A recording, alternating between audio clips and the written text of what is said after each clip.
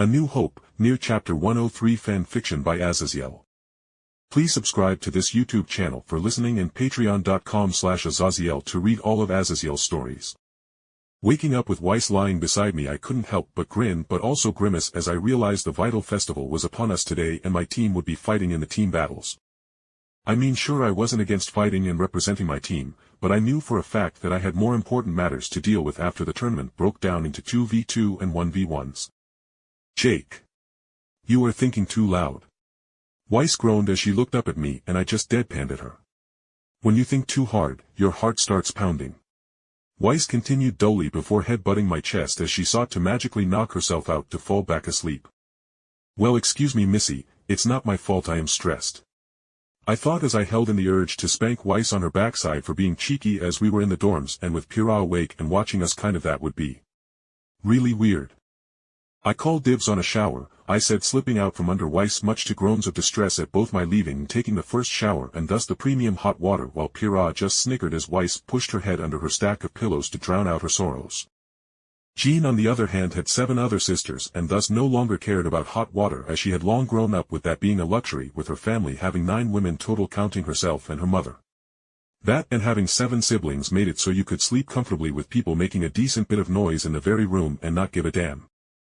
Beacon for all that was a super soldier school built to train people to kill monsters and later in the school years kill bandits. Was also co-ed in basically everything, as our dorm bathrooms were decent sized with 2 shower heads, a toilet, and a very large sink/bathroom counter with actual lines of metal to separate the sections so people could and had sectioned off areas for their makeup and other hygiene stuff. So, I wasn't really surprised as Jean and Weiss, still dead tired and sleepy-eyed, came into the bathroom to do their morning routine, with Weiss taking the other showerhead while I finished cleaning myself and came out into the dorm in my towel. Hey Pyrrha, while the girls are busy, I wanted to ask you something, I spoke, and the gladiator of Mistral looked up at me from her morning coffee as she lounged in her nice sitting chair. Yes, what is it, Jake? She asked kindly as she put aside her cup of coffee. I chewed on my thoughts before I dived in. I have been pretty clear with my origins being foreign to this world. And well, I have concluded that after this school year, I need to move on to the next world, as it were. I have gained a lot from this world in terms of martial might, especially with the friendships and love I have for this team. Not joking, but I would kill for you girls. I said wryly as I more than accepted these girls as my family at this point after I lost my old one after being transmigrated. Weiss may have been a tsundere who needed to be bullied with excessive love to bring out the nice sides of her, but I truly loved her. Pyrrha was a sweetheart, being so kind all the time, and actually taught me a great deal about swordsmanship while she was training Jean in her off hours as well.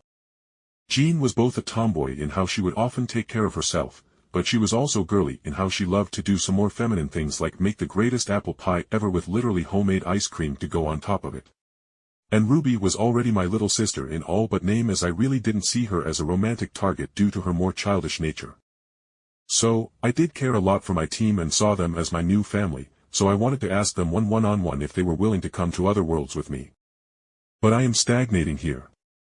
I cannot gain any more power and I want to open the gates to another world system. As Pyrrha frowned, I continued. I can literally still call and text should I leave this world, and more importantly, I can even come back to Remnant within 5 minutes, but I wanted to know if you would like to come with me, as these worlds can be dangerous. Pyrrha just rolled her eyes, and before I could react her arm swung over, and she slugged me on the shoulder, and I winced as my aura blocked most of the surprise blow as Pyrrha scowled at me. Jake Barris, you're making a big deal out of this when you are going to another kingdom with you still being able to teleport. Sure, I would love to come with you, though I would need to be able to see my mother at some point, but as you said, we are family, and we stick together. Pyrrha said sternly, and I wryly smiled as Pyrrha lost her stern look and then walked over behind my chair and wrapped her arms around my shoulders. Just relax, Jake. Jean practically loves you already with how much time you spend with her. You have a baby coming with Weiss, so good luck leaving her behind, as I can see her cutting through space and time to drag you back. And Ruby won't give up on you either, as she sees you as her fun big brother who lets her shoot rail guns that can blast apart mountains. Pyrrha finished as her arms tightened around my shoulders and I felt her large chest push into the back of my head. Now come on. Let's go get some breakfast and check on Ruby, because her sister's team is notorious for waking up late. Pyrrha said with a smile as she removed herself from the hug and then without any shame took off her robe and got dressed in the beacon uniform.